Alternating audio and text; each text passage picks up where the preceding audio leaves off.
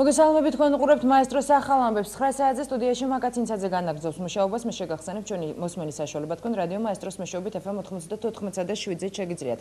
რუსეთის პრეზიდენტ დიმიტრი მედვედევსკი თბილისთან დიპლომატიური ურთიერთობის აღდგენას სურს, თუმცა მხოლოდ საქართველოს ხელისუფლების შეცვლის შემდეგ. როგორც რუსული საინფორმაციო სააგენტოები წერენ, ამის შესახებ მედვედევმა დღეს სტუდენტებთან შეხვედრაზე განაცხადა. ჩვენ აბსოლუტურად მზად ვართ იმისთვის, რომ საქართველოსთან დიპლომატიური ურთიერთობები აღვადგინოთ. ჩვენ ხომ არ გაგვიწყვეტია ის, მხოლოდ ერთი ადამიანია, რომელთანაც არ მინდა საქმის დაჭერა, ალბათ თავად გესმით, ვიზზე მაქვს საუბარი, მე მას არ შევხვდები და ხელს არ გავუწვდი, აღნიშნა მედვედევმა. რაც შეეხება სხვა პოლიტიკურ მოღვაწეებს და ზოგადად ქართველ ხალხს, რუსეთის პრეზიდენტის მტკიცებით, ძალიან უნდა რომ გაუცხოების ფაზა რაც შეიძლება მალე დასრულდეს.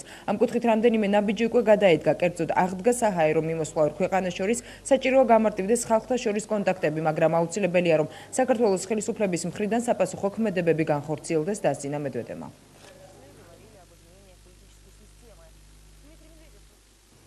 ბიზნესმენი მიხეილ პროხოროვი რუსეთის პრეზიდენტობის კანდიდატად ოფიციალურად არეგისტრირდა, როგორც რუსული მედია წერს, ცენტრალურმა საარჩევნო კომისიამ შესაბამისი გადაწყვეტილება დღეს გამართულ სხდომაზე მიიღო. პროხოროვის კანდიდატად რეგისტრაციას მხარი კომისიის წევრთა უმრავლესობამ დაუჭირა. მიხეილ პროხოროვი რუსეთის პრეზიდენტობის მეხუთე რეგისტრირებული კანდიდატია, მანამდე კი ცესკომ რეგისტრაციაში იძინა ერასიიდან ვლადიმირ პუტინი, სპრავედლივაია რასიიდან სერგეი მირონოვი, კომუნისტური პარტიიდან გენადი ზიუგანოვი და ლიბერალ-დემოკრატიული პარტიიდან ვლადიმერ ჟირინოვსკი გაატარა. რუსეთში საპრეზიდენტო არჩევნები შეგახსენებთ 4 მარტს გაიმართება.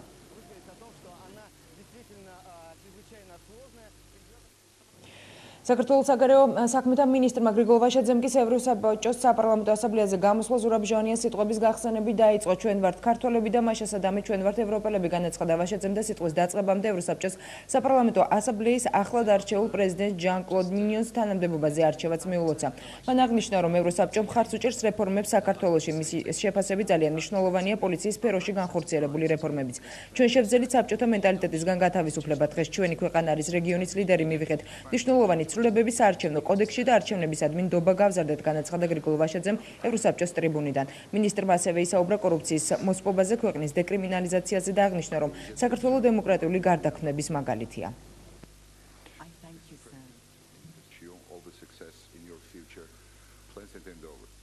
ჩვენ შევძელით საბჭოთა მენტალიტეტისგან განთავისუფლება. დღეს ჩვენი ქვეყანა არის რეგიონის ლიდერი. მივიღეთ მნიშვნელოვანი ცვლილებები საარჩევნო კოდექსში და არჩევნებისადმი ნდობა გავზარდეთ. 2008 წელს ვინმეს რომ ეთქვა ჩვენ ასეთ სიმაღლეზე ავიდოდით, ვერ დავეჯერებდი. თუმცა წინ დიდი საქმეები გველის იმისთვის, რომ შემდგომი გზაც იყოს წარმატებული. მას შემდეგ რაც ვფიქრობთ დემოკრატიის გამყარებაზე, ხვდებით რომ უსაფრთხოების პრობლემის გადაწყვეტის გარეშე ეს მიუღწეველია. საქართველოს პარტნიორია, რომელიც უსაფრთხოების არა მხოლოდ მოხმარებელი, არამედ მიმწოდებელისაა. რუსული აგრესიის მსხვერპლია უამრავი ადამიანი საქართველოში. ამიტომ გვჭირდება ეფექტური ურთიერთობები. საქართველოს მხარს უჭერს ევროსაბჭოს რეფორმებს, მაგრამ ჩვენი აზრით უფრო ამბიციური გეგმაა საჭირო. საჭიროა ცვლილებები ევროსაბჭოს მუშაობაში, რომ გადაუწყვეტელი საკითხები აღარ გქონდეს. საგარეო საქმეთა მინისტრმა გრიგოლ ვაშაძემ ევროსაბჭოს საპარლამენტო ასამბლეაზე ჰოლანდიის დეპუტატის კითხვასაც უპასუხა და აღნიშნა, რომ საქართველოს მოლაპარაკებებზე უარს არასდროს ამბობს. ამას გარდა ევროსაბჭოს კიდევ ერთი დეპუტატი დაინტერესდა, როგორ შედგება დიალოგი, როცა რუსეთი საქართველოს მოქმედ ხელისუფლებასთან ურთიერთობაზე უარს აცხადებს. ვაშაძის განმარტებით 2012-2013 წლების არჩევნების შემდეგ, როდესაც ახალ ხელისუფლებას აირჩევენ, რუსეთი მასაც არ დაელაპარაკება, რადგან ოკუპირებული რეგიონების აღიარებით რუსეთმა თავი კატასტროფულ იურიდიულ ჩიხში ჩაიგდო. შეგახსენებთ, საქართველოს საგარეო საქმეთა მინისტრი ევროსაბჭოს საპარლამენტო ასამბლეაზე დღეს სიტყვით გამოვიდა. გამოსვლის შემდეგ კი გრიგოლ ვაშაძე დეპუტატების კითხვებსაც პასუხობდა. ჩვენ ამისათვის მზად ვართ ნებისმიერ დროს, ნებისმიერ ადგილას, მაგრამ პირველ რიგში უნდა გავიგოთ მოლაპარაკებების მიზანი. როგორი სტრუქტურა ექნება მოლაპარაკებებს. რუსეთის ხელისუფლებას არ სურს საქართველოს დემოკრატიულად არჩეულ ხელისუფლებას ესაუბროს. 2012-13 წლების არჩევნების შემდეგ, როდესაც ახალ ხელისუფლებას აირჩევენ, გარწმუნებთ, რომ რუსეთი მასაც არ დაელაპარაკება. ვინაიდან ოკუპირებული რეგიონების აღიარებით რუსეთმა თავი კატასტროფულ იურიდიულ ჩიხში ჩაიგდო. ორგანიზაციის რეპორტერების საზღვრებს გარეშე 2011 წლის ანგარიშის მიხედვით საქართველოში პრესის თავისუფლების მაჩვენებელი წინა წელთან შედარებით დაეცა და გასული წლის 99 ადგილიდან 104-ზე გადაინაცვლა, რომელსაც ეკვადორთან ერთად ინაწილებს. ორგანიზაცია კვლევაში საქართველოს ჩამოქვეითების მიზეზად 2011 წელს მომხდარ 3 ფაქტს ასახელებს. სექტემბერში სამხრეთ ოსეთში სერბი ჟურნალისტის ვიქტორ ლაზიჩის დაკავება 26 მაისის აქციის დარბევისა სამართალდამცავი ორგანოების მიერ ჟურნალისტებზე თავდასხმას და ივლისში 4 ფოტოგრაფის დაკავებას რის შემდეგაც 3 მათგანი ირაკლი გედენიძე, გიორგი აბდალაძე და ზურა ქურციკიძე ჯაშუშობის ბრალდებით გაასამართლეს. საქართველოს პრესის თავისუფლების მხრივ ლიდერის პოზიცია სამხრეთ კავკასიაში 77 ადგილზე მყოფ სომხეთს დაუთმო. აზერბაიჯანი კი კვლავ ჩამოქვეითდა და 162 ქული თითქმის სიის ბოლოს მიუახლოვდა. რუსეთის პრესის თავისუფლება სტაგნაციას განიცდის, აღნიშნული ორგანიზაცია რეპორტიორების საზღვრებს გარეშე ანგარიში და მას 152 ადგილი აქვს მინიჭებული. ბელორუსიან პრეზიდენტ ლუკაშენკოს არჩევის შემდეგ საპროტესტო აქციების დარბევის გამო 14 ადგილით გადაინაცვლა და 162 ადგილზე იმყოფება. უკრაინაში 2010 წელს ჟურნალისტ ვასილი კლიმენტიევის გაუჩინარებით დაწყებული მედიაზე ძალადობის ტენდენცია გრძელდება, წერია ანგარიში. ეს ქვეყანა ამჟამად პრესის თავისუფლების ინდექსით 116 ადგილზეა. 2011 წელს 27 ადგილიდან ამერიკის შეერთებული შტატებიც 57 ადგილზე დაიკავე უოლ-სტრიტის საპროტესტო აქციებისას ჟურნალისტების დაკავების მიზეზით ჩამოქვეითდა. პრესის თავისუფლების ინდექსის პირველ ხუთეულში ფინეთი, ნორვეგია, ესტონეთი, ნიდერლანდები და ავსტრია იმყოფება.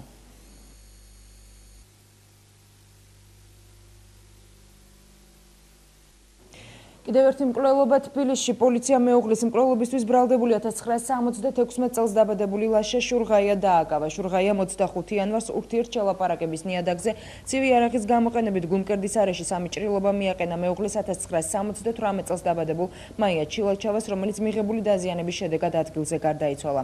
შურღაია შემთხვევის ადგილზე დააკავეს. ლაშა შურღაია ყოფილი სპეცრაზმელი და პოლიციის ყოფილი თანამშრომელია. ის დედასთან, ცოლთან და ორ შვილთან ერთად ემქაზე დასთან იყო სტუმრად, სადაც ჩალაპარაკება მოხდა.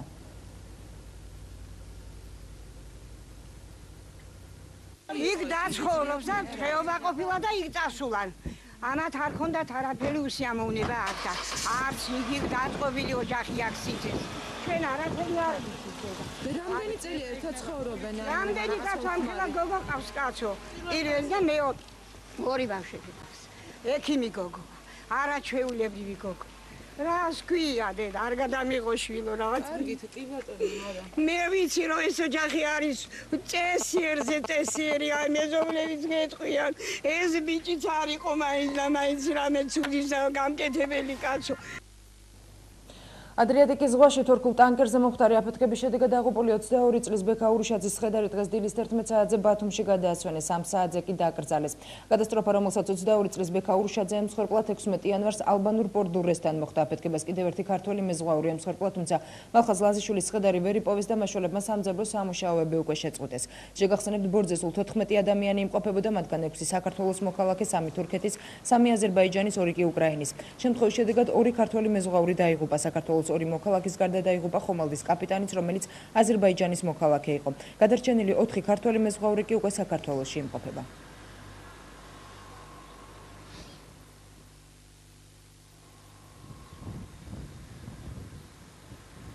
განწერებულები და გაუბედურებულები ვართ. მშობლებიდან დაწყებული, მეზობლებით დამთავრებული, უჭკვიანესი, უპატიოსნესი 22 წლის ბიჭიშვილო მუშაობდა, 7 თვე წასული იყო, მაისთვეში უნდა დაბრუნებულიყო. 12-ში დედას ესაუბრა კარგად აბართ ყველაფერიო და შემდეგ მოხდა ასეთი უბედურება. პიროვნება იყო უნიკალური. ბავშვობიდან ჩვენც გაიზარდა. უბრალოდ ეზოში არ დუშავებია, ბავშვობიდან გადასარევი ძალიან კაი გაზრდილი და წესიერი ბიჭი იყო და იმიტომაც ასე გულჩატყოდილი. დღეს ხმაური იყო წყალტუბოში. დევნილების ახალ რაიონში ჩასახლებულმა იძულებით გადაადგილებულმა ოჯახებმა საპროტესტო აქცია გამართეს. ერთი თვის წინ გახსნილ 10 საცხოვრებელ კორპუსში ამ დრომდე არ შეუყვანიათ ბუნებრივი აირი, ბინების ნაწილი კი ელექტროენერგიის გარეშეა დარჩენილი. უხარისხოდ შესრულებული სამუშაოების გამო სახურავიდან წყალი ჩამოდის, კედლების ველდება და იბზარება, კორპუსების სარდაფებში კი წყალი დგება. იმერეთის ადმინისტრაციის ოფიციალური განცხადებით, წყალტუბოს ახალ კორპუსებში განთავსებული დევნილთათვის ხელისუფლების თხოვნით კომპანია სოკარმა გაზის შეყვანა უფასოდ განახორციელა, რაც შეეხება გაზქურების გადაცემასა და დამონტაჟებას. ეს პროცესი 352 ოჯახისთვის მაქსიმუმ 1 თვის მანძილზე დასრულდება. მოგვიანებით მაესტროს გადამღები ჯგუფის მუშაობას დღეს წყალტუბოში უცნობი მოქალაქის მისვლა და მუქარა მოყვა, როგორც მოგვიანებით ჟურნალისტებს დევნილებმა ტელეფონით შეატყობინეს. მოქალაქის განცხადებით, თუ ისინი გააგრძელებენ საპროტესტო აქციებს, მათ ბინებს ჩამოართმევენ. დეტალები კი ნახეთ სიუჟეტში. როგორ უნდა გაჩერდნენ ახლა ამგერმა სიცივეში და თუ ჩარდეს პლედა და ყველამ კარგად იცის რა წერს პლედა. გვეკუთვნის და მოგცე. რაც არ გვეკუთვნის, ხო არ ვეთხოვთ იმისაგან. წყალტუბოს ახალ რაიონში შესახლებული დევნილები აუცილებელ საყოფაცხოვრებო პირობებს ითხოვენ, რომელიც ძალიან შორს იქნება სველი და გაბზარული კედლებისგან, თუნუქის სახელდახელო სახურავიდან ჩამოსული წვიმისა და მწყობრიდან გამოსული სანტექნიკისგან. ახალ შესახლებული მოსახლეობა დღემდე ბარგშეკრულია იმ ბინებში, რომელიც ხელისუფლებამ რეკორდულ დროში აუშენა. ამ დრომდე გაზიფიცირებისა და ნაწილობრივ ელექტროენერგიის გარეშე დარჩენილი დევნილები ყოველდღიურმა პრობლემებმა ქუჩაში გამოიყვანა. არც გათობა არანაირი არ აქვს, არც კარმა, არც არაფერი და ვიხოცებით სიცილით. ესა და ეს. სანტექნიკა გაფუჭებულია და ყველაფერი. გაკეთება დღეს გაფუჭდება ხვალ. უპირველესი პრობლემა მთელი ამ დასახლების არის რომ გვეკუთვნის კარმები, გვეკუთვნის გაზის ფეჩები და არ არის. სად არის არ ვიცი. როდის დადგამენ არ ვიცი. ეხლა აქ უგაზოთ უდან გაჩერდება ადამიანი, მე აი აქ კაცი ვარ და ხუდი מחურია და რაღაც ასე შეფოთული ვარ და ბავშვა უყო. მოთხოვნა არის გაზი ჩაგვირთონ და დენის შეღავათი მოგცემ. ქუჩაში გამოსული დევნილები, რომელთა დასახლებაც ქვეყნის პრეზიდენტმა თავად გახსნა და ახალ მოსახლეობაც მიულოცა, დღეს საპროტესტო აქციაზე იმ დეტალებსაც იხსენებდნენ, რომელიც მიხეილ სააკაშვილის წყალტუბოში ბოლო ვიზიტს მოჰყვა. ჩვენ გაგიშვეს და აგმალეს იქანე და მე და შევიდა ამას ეგონა რომ შო ყველაფერი კარგი შეიყვანეს სადაც მებელი იყო დაწყობილი შეიყვანეს სადაც მებელი იყო მართალია გეიდა წინდან და ჩარჯდა და წერდა ხმარა მოვი საერთოდ შეხედეთ რო შემოვიდა შურიდან ანახის ხალხს მისვლა რომ უნდა და სიცივე შევდებიან ბავშვები აგერ უნდა და მისვლა მისი პრობლემები და თვითონ მინისტრმა ჩაუჩურჩულა, აი არ მიხვიდეო თქვენი პრობლემები, არ უთხრათ თუ და რაც გაქვთ იმასაც დაკარგავთო. დიახ. კაიკი. პრეზიდენტის ხვდებადი, არა, იგი მისული ჩვენ უგაზოთ და უდარო რო უთხარი ამ კარიმად უსწითფოთ რო ვართ, აი. იცის თუ არა ქვეყნის პრეზიდენტმა რომ წყალტუბოში ჩასახლებული დევნილები სიცივესა და სიბნელეს, ჭერში ჩამოსულ თუ სარდაფებში გუბეებად დამდგარ წყლებს, რა სიმძაფრით უმკლავდებიან, არავინ იცის. სამაგიეროდ ეს პრობლემები კარგად იცის ადგილობრივმა ხელისუფლებამ, რომელიც პასუხისმგებლობასაც ისე გაურბის როგორც მაესტროს კამერას. ერთი წუთით რა ვაკეთოთ? ერთი წუთით რა თუ შეიძლება? ერთი წუთით. წყალტუბოში ჩასახლებული დევნილების საპროტესტო აქციას დევნილთა სამინისტროც გამოეხმაურა. კობა სუბელიანის უწყებაში ამბობენ, რომ დაპირებული გაზიფიკაციის პროცესი დღეიდან დაიწყება, ხოლო რაც შეეხება წყალმომარაგებასა და ელექტრომომარაგებას, მინისტრის განმარტებით დევნილებს შეუძლიათ მსგავსი პრობლემების წარმოქმნის შემთხვევაში სამინისტროს ადგილობრივ წარმომადგენლობას დაუკავშირდნენ და მომსახურებას მათ უფასოდ გაუწევენ. დევნილთა ჩასახლებაში გაზის ჩართვა დღეიდან დაიწყება. ამ პროცესს უსაფრთხოების მიზნით უნდა დაესწროს ოჯახის წარმომადგენელი და ტექნიკური პერსონალი. პარალელურად დევნილთა სამინისტრომ გაზქვრივების შესყიდვების პროცედურები დაასრულა და დაიწყება გაზქვრივების დარიგება დევნილ ოჯახებში. რაც შეეხება წყალს, დევნილთა ჩასახლებაში წყლის პრობლემა არ არის. თუ რამე ხარვეზი იქნება, შეუძლია ნებისმიერ დევნილს დაუკავშირდეს ტექნიკურ სამსახურს და ერთი წლის განმავლობაში ისინი უფასოდ მოემსახურებიან. საქართველოს პარლამენტის იურიდიულ საკითხთა კომიტეტის თავმჯდომარე პავლე კუბლაშვილი დღეს არასამთავრობო ორგანიზაციის წარმომადგენლებს შეხვდა. შეხვედრის მთავარი თემა პარტიათა დაფინანსებასთან დაკავშირებით პოლიტიკური გაერთიანებების შესახებ კანონში შეტანილი ცვლილებები იყო. არასამთავრობო ორგანიზაციების წარმომადგენლები რიგ საკითხებთან დაკავშირებით უკმაყოფილებას გამოთქვამენ და მასში ცვლილებების შეტანას ითხოვენ. პარლამენტის იურიდიული კომიტეტის თავმჯდომარე პავლე კუბლაშვილი დღეს კიდევ ერთხელ შეეცადა არასამთავრობო სექტორი უმრავლესობის მიერ მიღებული კანონის მართებულობაში დაერწმუნებინა. შეხვედრა პარლამენტში მედიისთვის დახურულ კარს მიღმა 2 საათის განმავლობაში მიმდინარეობდა.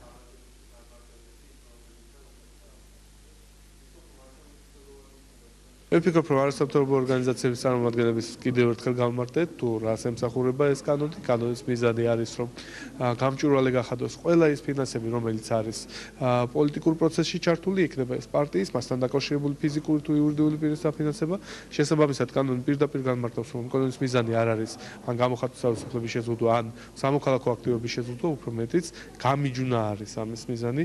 უნდა გაიმიჯნოს პოლიტიკური პროცესის ფინანსები და ის, რაც ხდება სამოქალაქო აქტივობის სახით და ყველა სუბიექტი, რომელიც მონაწილეობს ამა თუ იმ ფორმით პოლიტიკურ პროცესში, ვალდებული უნდა იყოს, რომ თავის ფინანსები გახადოს გამჭვირვალე. შენიშვნები იყო, როგორც ნახეთ, მთელი დარბაზი აბსოლუტურად ვინც ვიყავით აქ არასამთავრობო ორგანიზაციები წარმოდგენილი, ერთხმად ვაცხადებდით, რომ ძალიან ბუნდოვანია კანონი, ფართო ინტერპრეტაციის საშუალებას უდევს მაკონტროლებელს და გვარწმუნებდა ჩვენ იურიდიული კომიტეტის თავმჯდომარე, რომ კი ბუნდოვანია, მაგრამ კონტროლის პალატა ამას არ გამოიყენებს დაუშვათ ბოროტად, მაგრამ ეს არ არის გარანტია, რა თქმა უნდა, ჩვენ იმის მომხრე ვართ, რომ ვიღაცის სინდესზე კი არ იყოს დამოკიდებული საჯარო მოხელის სინდესებს გულისხმობ რაღაც მოქმედებები, არამედ თვითონ კანონში უნდა იყოს ისეთი მკვეთრი ინტერპრეტაცია, რომელიც უბრალოდ მკვეთრი განმარტება, რომელიც არ მისცემს ფართო ინტერპრეტაციის საშუალებას რომელიმე საჯარო მოხელეს.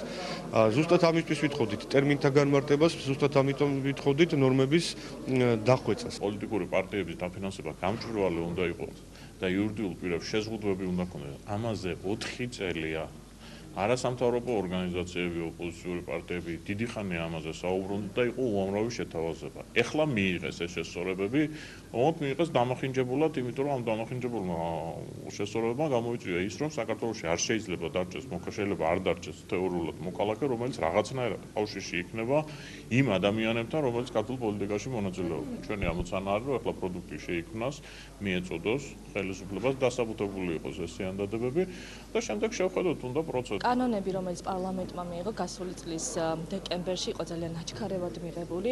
აქ ჩაიდო ძალიან ბევრი გავაზრებელი მუხლები და დებულებები, რომელიც ბუნდოვანია საკმაოდ და იძლევა სხვადასხვაგვარი ინტერპრეტაციის საშუალებას.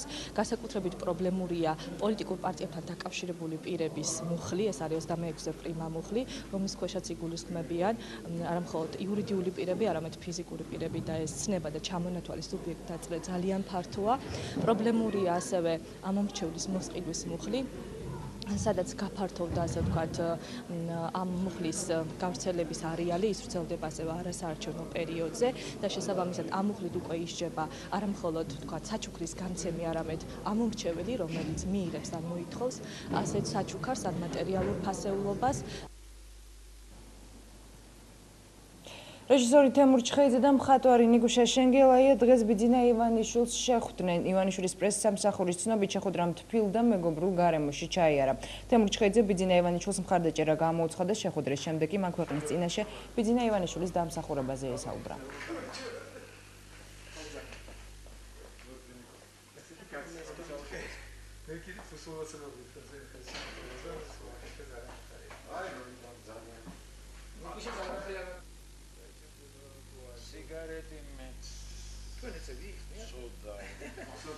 მე არა იმდენად პოლიტიკური მხარდაჭერა, არ ვიცი ეს რას ნიშნავს. მე ზნეობრივი მხარდაჭერა. განვაცხადე თუ საკუთარ თავში ასე ვთქვათ ჩამოვაყალიბ.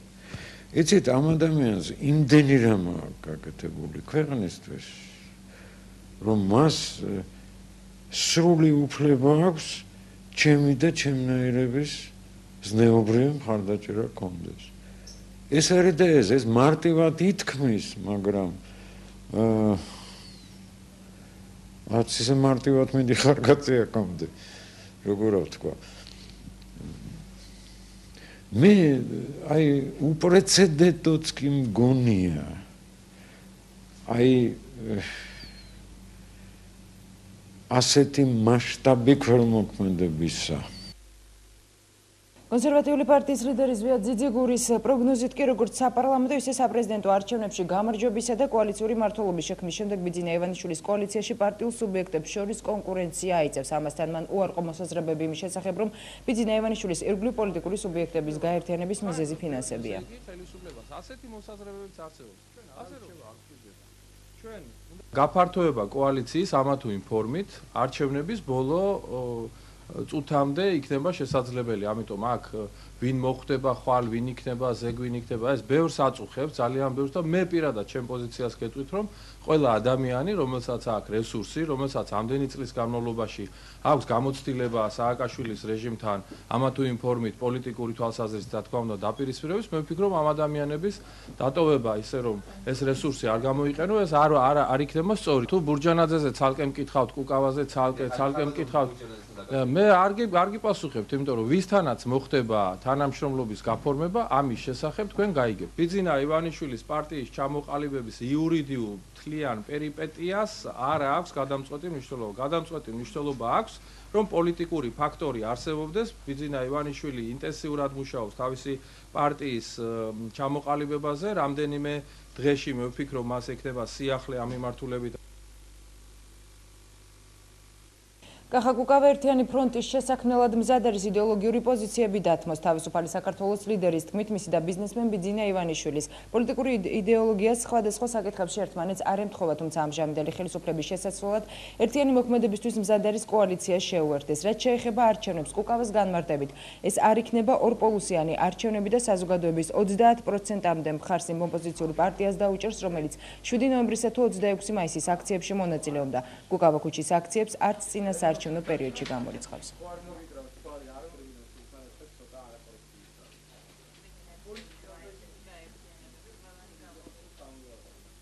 ჩვენი და ივანიშვილის შტაბის შესაძლო ურთიერთობებს და ამასთან დაკავშირებით მე მგონი ამომწურავად გიპასუხეთ, რომ თუ კი იქნება მათი მხრიდან მზადყოფნა, რომ იყოს არა ვიწრო იდეოლოგიური კოალიცია, არამედ იყოს ფართო ფრონტი, რომელშიც გაერთიანდებიან ძირითადი საარჩევნო სუბიექტები, ჩვენ ამისათვის მზად ვართ. სხვაობებს რაც შეეხება პირველ რიგში ქვეყნის საგარეო პოლიტიკურ კურსს, ჩვენ არ ვეთანხმებით იმას, რომ საქართველოს მთავარი პრიორიტეტი უნდა იყოს ნატოში ინტეგრაცია და პარტია თავისუფალი საქართველო არაერთხელ თქვენ იცით, ეხლა ეს დიდი სიახლე არ იქნება თქვენთვის. გამოსულა ინიციატივით, რომ საქართველოს უნდა აერჩიოს ნეიტრალიტეტის პოლიტიკა, სამხედრო ნეიტრალიტეტის პოლიტიკა. ჩვენ არ ვეთანხმებით იმას, რომ საქართველოს სამხედრო კონტინგენტი უნდა იყოს ავღანეთში და ერაყში, ახლა უკვე ავღანეთში ერაყის კამპანია იქნა დასრულებული და ჩვენ ვთვლით, რომ საქართველოს უნდა დატოვოს დაუყოვნებლივ საქართველოს სამხედრო კონტინგენტმა ავღანეთის ტერიტორია. ჩვენ არ ვეთანხმებით იმას, რომ საქართველოში უნდა იქნეს შენარჩუნებული საპრეზიდენტო სისტემა, თუმცა კიდევ ერთხელ გეუბნებით, ეს არის საკითხები, რომელზეც შეიძლება აბსოლუტურად კონსტრუქციულ რეჟიმში წარიმართოს დებატები პარლამენტის შიგნით, ან შეიძლება საერთოდ ზოგიერთი საკითხი სარეფერენდუმოდ იქნეს გამოტანილი, თუმცა ეს ჩვენ არ გვიშლის ხელს თქვენს მეორე შეკითხვას პასუხობ, რომ შეიქმნას ტაქტიკური გაერთიანება, რომლის ერთადერთი ამოცანა იქნება სააკაშვილის რეჟიმის დემონტაჟი. ადამიანის უფლებათა დაცვის საზოგადოებრივი ორგანიზაცია კავკასიის ჰელსინკის ჯგუფი დაფუძნდა. ორგანიზაციის პრეზენტაცია დღეს გაიმართა. ღონისძიებაზე ჯგუფის წარმომადგენლებმა ჟურნალისტებს ის მიზნები და ამოცანები გააცნეს, რომლის განხორციელებაც უახლოესი პერიოდისთვის იგეგმება. ორგანიზაციის ერთ-ერთი ლიდერი სანდრო ბრეგაძის განმარტებით, ორგანიზაციის ხელახლა დაფუძნება ეროვნულ-განმათავისუფლებელი მოძრაობის ინიციატივა იყო და მის მატერიალურ უზრუნველყოფას 1992 წლის სამხედრო გადატრიალების დროს ემიგრაციაში წასული საქართველოს მოქალაქეები ახდენენ. ბრეგაძის მტკიცებით ორგანიზაციის ბაზაზე გაზაფხულისთვის შეიქმნება სერიოზული გაერთიანება და ეროვნულ-განმათავისუფლებელი მოძრაობის ახალი ეტაპი დაიწყება. სანდრო ბრეგაძე მედიის წარმომადგენლებს კავკასიის ჰელსინკის ჯგუფის გამგეობის შემადგენლობაც გააცნო, რომელიც 33 კაცისგან შედგება.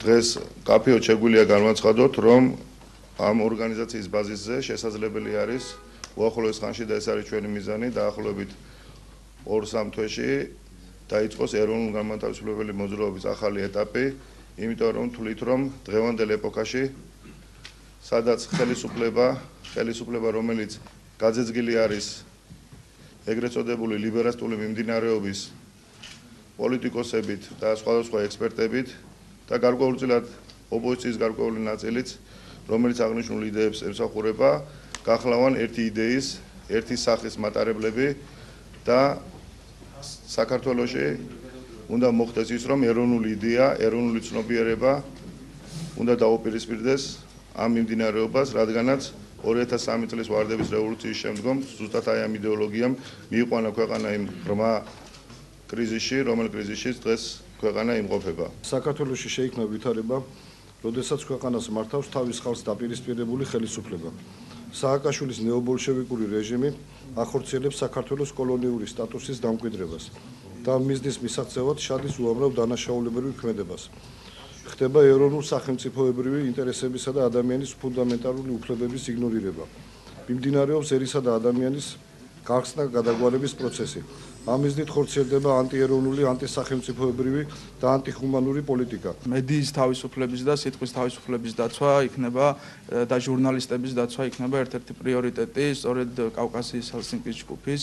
მოგეხსენებათ, ალბათ იცით, რომ ცოტა ხნის წინ შეიქმნა ძალიან ფართო და წარმომადგენლობითი მედია გაერთიანება, სოლიდარობა მედიის თავისუფლებისათვის და სწორედ ამ ეს ორი ორგანიზაციასთან ერთად ჩვენ ჰელსინკის ჯგუფში არსებული ეს მედია ჯგუფიც აქტიურად იბრძოლებს იმისათვის, რომ ქვეყანაში იყოს სიტყვის თავისუფლება დაცული.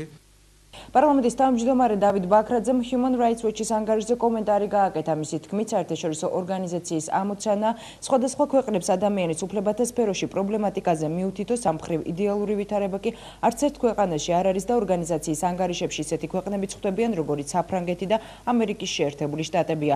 ბაქრაძის განმარტებით, საქართველოსთან მიმართებაში ორგანიზაცია ყოველწლიურად სისტემურ გაუმჯობესებაზე საუბრობს, თუმცა კვლავ არის პრობლემები, რომელიც სხვა ქვეყნებშიც არსებობს და ამ მხრივ უნაკლო არც ერთი სახელმწიფოა. შეგახსენებთ, რამდენიმე დღის წინ Human Rights Watch-მა 2011 წლის ანგარიში გამოაქვეყნა, რომელშიც საქართველოსაც არის საუბარი. საერთაშორისო ორგანიზაციის ანგარიში გარკვეულ სფეროებში ადამიანის უფლებათა მდგომარეობა კრიტიკულად არის შეფასებული.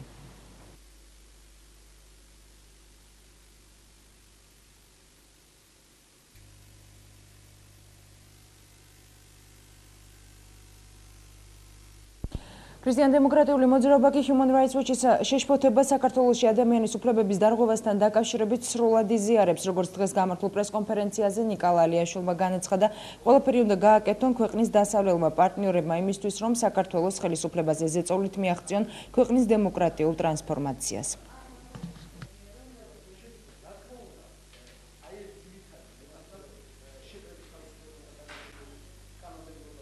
ქრისტიან-დემოკრატიული მოძრაობა სრულიად იზიარებს Human Rights Watch-ის შეშფოთებას ქვეყანაში არსებულ უძიმეს ვითარებასთან დაკავშირებით, რომელიც შეიქმნა ადამიანის უფლებების დაცვის სფეროში.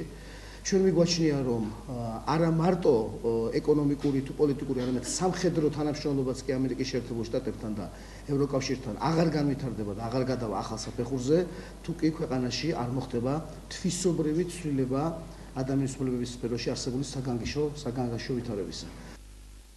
კოალიცია სოლიდარობა უკანონო პატიმრებს მოძრაობა არასთან და თავისუფალ სახლთან ერთად Human Rights Watch-ის ანგარიშს ეხმაურება. ორგანიზაციის წევრების განცხადებით, გასულ წელს ქვეყანაში შექმნილი იყო არადემოკრატიული გარემო, ხოლო ხელისუფლების წარმომადგენლები ცდილობდნენ მედია პროპაგანდის საშუალებით საზოგადოების დარწმუნებას, თითქოს ქვეყანაში დემოკრატიული ვითარება. ჟურნალისტებთან შეხვედრისას ორგანიზაციების წარმომადგენლებმა ასევე 13 იანვრის ღამეს საჩხერის ცენტრში მომხდარ ფაქტზე გაამახვილეს ყურადღება, როდესაც სამართალდამცავებმა 15-მდე ახალგაზრდა სხეულის მრავლობითი დაზიანებები მიაყენეს მხოლოდ იმიტომ, რომ მათ საკუთარი პოლიტიკური მოსაზრება ღია დააფიქსირეს.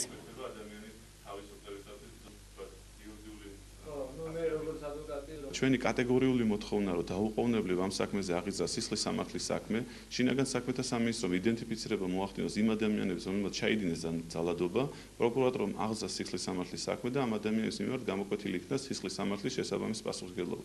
წინააღმდეგ შემთხვევაში, თუ ხელისუფლების წარმომადგენლები და პროკურატურა არ გამოიძიებს ამ ფაქტს, იკვეთება შინაგან საქმეთა სამინისტროს დანაშაული, იკვეთება გენერალური პროკურატურის დანაშაული, რაც ყველაზე მთავარია გუბერნატორის მაკაცარიას პირდაპირ დანაშაული, სადაც აი ამ ყველაფრის თანამონაწილეები ხდებიან ეს ადამიანები. Human Rights Watch-ის ანგარიში, რომელიც გამოქვეყნდა რამდენიმე დღის წინ და გახდა უკვე ცნობილი ჩვენთვის, ძირითადად მე გამოვყოფ ადამიანის უფლებების დაცვის სფეროში იმ თავს, სადაც არის მოხსენიებული ესა და ის კონკრეტული ფაქტები, რაც მოხდა, ვთქვათ, 2011 წლის განმავლობაში მთლიანად.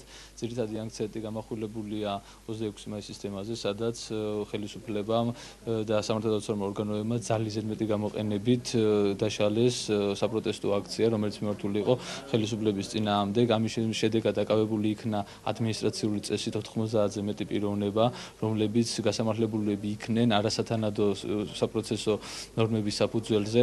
ანუ აქ იგულისხმება ის, რომ სასამართლო ძირითადად დაეყრდნო მხოლოდ პოლიციელების ჩვენებას და არ იქნა გათვალისწინებული ბრალდებულის მდგომარეობა, თუ რა სახის დაზიანებები აღენიშნებოდათ. პროკურატურის ახალი შენობა აღმაშენებლის ხეინის მე-12 კილომეტრზე გაიხსნა. სიმბოლური წითელი ლენტი პარლამენტის თავმჯდომარე დავით ბაქრაძემ, საქართველოს იუსტიციის მინისტრმა ზურაბ ბადეიშვილმა და თბილისის მერმა გიგი უგულავამ გაჭრეს. ცერემონიას ასევე ესწრებოდნენ მოლდოვის გენერალური პროკურორი და უკრაინის გენერალური პროკურორის მოადგილე იური უდალცოვი.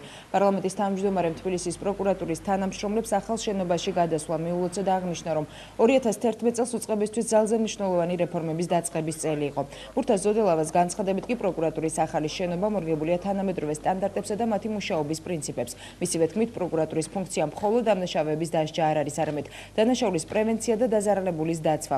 დღესვე საქართველოს მთავარ პროკურატურასა და მოლდოვის გენერალურ პროკურატურას შორის ურთიერთთანამშრომლობის მემორანდუმი გაფორმდა.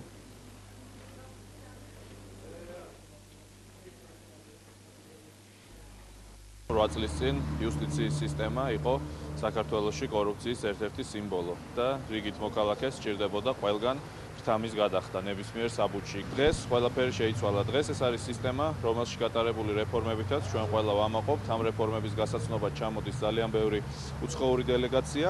მე ულოცავ არა მხოლოდ ამ სისტემის თანამშრომლებს, არამედ ულოცავ ყველა თბილისელს, რომ ამ ქალაქში გაჩნდა კიდევ ერთი ძალიან კარგი, ძალიან ლამაზი შენობა და ვისურვებ, რომ ამ შენობაში მომუშავე ადამიანების მუშაობა იყოს ისეთივე კომფორტული ჩვენი თანამოქალაქეებისთვის, ისეთივე გამჭვირვალე და ისეთივე სასიამოვნო, როგორც არის თვითონ ეს შენობა. პროკურატურის ამოცანა არ არის მხოლოდ დამნაშავეების დასჯა, პროკურატურის ამოცანა არის ასევე დანაშაულის პრევენცია და რა თქმა უნდა დანაშაულის დაზარალებული ადამიანებისთვის მაქსიმალურად ყველა პრობლემის მოხსნა. ჩვენ გვაქვს შენობა ამჟამად უკვე, რომელიც მაქსიმალურად არის მორგებული ამ ამოცანებს.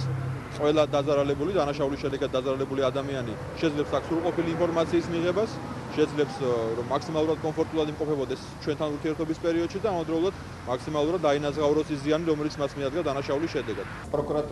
დღეს საქართველოს პროკურატურასა და მოლდოვის გენერალურ პროკურატურას შორის მემორანდუმი გაფორმდა. მემორანდუმი საქართველოსა და მოლდოვის პროკურატურებს შორის ურთიერთთანამშრომლობის გაღრმავებას ითვალისწინებს. ასევე ქართველი და მოლდაველი სამართალდამცავები ვალდებულებას იღებენ სამართლებრივი დახმარება გაუწიონ ერთმანეთს. გაცვალონ ინფორმაცია კანონმდებლობისა და იურისპრუდენციის შესახებ და თანამშრომლობ ლოჯისტიკის სფეროში. მოძრაობა 7 ნოემბერი კი ხელისუფლებას მოხუცთა და მიუსაფართა უფლებების დაცვისკენ მოუწოდებს. მოძრაობის წევრები მმართველი გუნდისგან მონიტორინგის ჯგუფის ჩამოყალიბებას, მიუსაფართა აღწერას, ფონდის დაარსებას და ბიუჯეტიდან მათი მდგომარეობის გასაუმჯობესებლად საჭირო თანხის გამოყოფას მოითხოვს. ამას გარდა 7 ნოემბრის წევრები განცხადებას პარლამენტში შეიტანენ, ხოლო მოთხოვნის დაუკმაყოფილებლობის შემთხვევაში ისინი საელჩოებსა და ევროკავშირს მიმართავენ.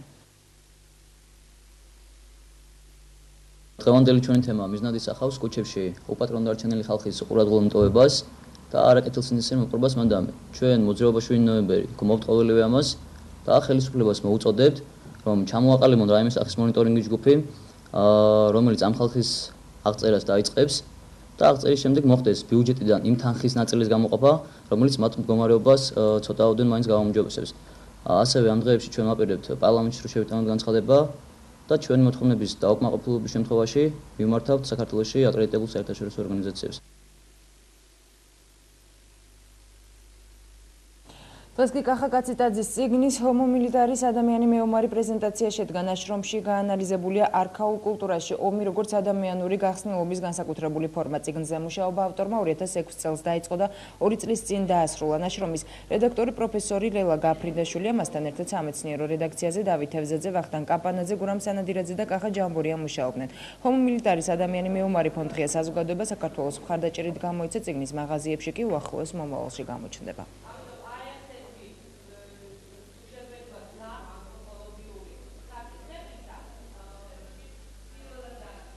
წიგნი ჰომო მილიტარის ადამიანი მეომარი ეხება ომის კულტურას, მილიტარიზმს ზოგადად და არის საკმაოდ საინტერესო მცდელობა, რომ ომის სამხედრო, პოლიტიკური მნიშვნელობა გაფართოვდეს და ვთქვათ, მას შევძინოთ უფრო ფილოსოფიური და ანთროპოლოგიური მნიშვნელობა. კახა კაციტაძე იყო უდიდესი თვალსაჩინოს მქონე მკვლევარი, ინტელექტუალი. ეს წიგნი ეხება აქტიურად ადამიანის საომარ მოქმედებებს. მაგრამ ამ წიგნში წარმოდგენილია ადამიანი თავისი საომარი მოქმედებების ყველა განზომილებაში, დაწყებული არქაიკით, მითოლოგიით, ფილოსოფიით, კულტურით, დღევანდელი პოპულარული კულტურით, გეოპოლიტიკით, პოლიტიკით, ჟურნალისტიკით, პოეზიით, ლიტერატურით ყველაფრით. აი ესეთი მასშტაბების კაცი იყო კახა კაციტაძე. და გამოშვების ბოლო სპორტული ამბების დროა დღეს კალათბურთის ფედერაციის დარბაზში საქართველოს თასის ნახევარფინალისტთა ვინაობა გაერკვა ოლიმპმა დღის პირველ მატჩში ტექნიკური უნივერსიტეტის გუნდი 87-60 დაამარცხა. საქართველოს მოქმედმა ჩემპიონმა არმიამ კი სამედიცინო უნივერსიტეტის კლუბს იოლად 109-77 წლია. არმიას რიგებში ყველაზე შედეგიანი ამერიკელი ბენჟამინ ვუდსაიდი იყო. ვუდსაიდმა 28 ქულა მოიპოვა და 8 შედეგიანი პასი გააკეთა. ყველაზე დაძაბული დინამოსა და ქუთაისის დაპირისპირება გამოდგა იმერლებმა მინიმალური სხვაობით 66-65 გაიმარჯვეს. ნახევარფინალური შეხვედრები კი ხვალ სპორტის სასახლეში გაიმართება.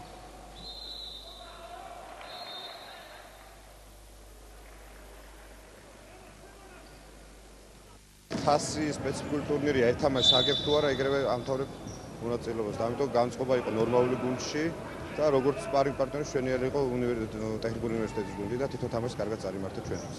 საქართველოში რაც კი თამაშდება ყველა ტურნირი ჩვენთვის პრიორიტეტულია, მნიშვნელოვანია. აქედან გამომდინარე საქართველოს ჩემპიონატის შემდეგ მე ვფიქრობ თასი ერთ-ერთი უმნიშვნელოვანესი ტიტულია და ვეცდებით მის დაცვას. დიდი ხნის შესვენების შემდეგ ითამაშა გუნდმა ჩვენ ხორგია საკანდელიზის მემორიალი გამოვტოვეთ როგორც იცით და გუნდს ეტყობა ეხლა დიდი ხნის უთამაშებლობა, კარგად ვარჯიშობდა და რა თქმა უნდა კმაყოფილი ვარ მოვიგეთ საკმაოდ დაძაბული შეხვედრა საკმაოდ გაზიარებულ დინამოსთან. 29 იანვარს თბილისის სპორტის სასახლე ვაჟ ძიუდოისტთა მსოფლიოს თასს უმასპინძლებს. მონაწილეობაზე დასტური უკვე მოვიდა 37 ქვეყნიდან, ორიც მხოლოდ მსაჯთა დონეზე იქნება წარმოდგენილი. ამის შესახებ დღევანდელ პრესკონფერენციაზე საქართველოს ძიუდოისტთა ნაკრების მწვრთნელმა პიტერ ზაიზარბახენმა და გიორგი ალექსიძემ ისაუბრეს საქართველოს ოლიმპიური კომიტეტის ორგანიზებით ხვალ ძიუდოს მწვრთნელებისა და მსაჯების საერთაშორისო სემინარის გაიმართება. ორდღიანი სემინარის გამართვა თბილისში ოლიმპიური კომიტეტის ოფისში იკეთება. მასში მონაწილეობას ქართველებთან ერთად 17 ქვეყნის წარმომადგენელი მსაჯები და მწვრთნელები მიიღებენ. ადგილობრივი და უცხოელი სპეციალისტებისთვის სემინარს ძიუდოს ევროპის კავშირის მსაჯთა კოლეგიის კომისარი ვასილი სმოლინი წაიკითხავს.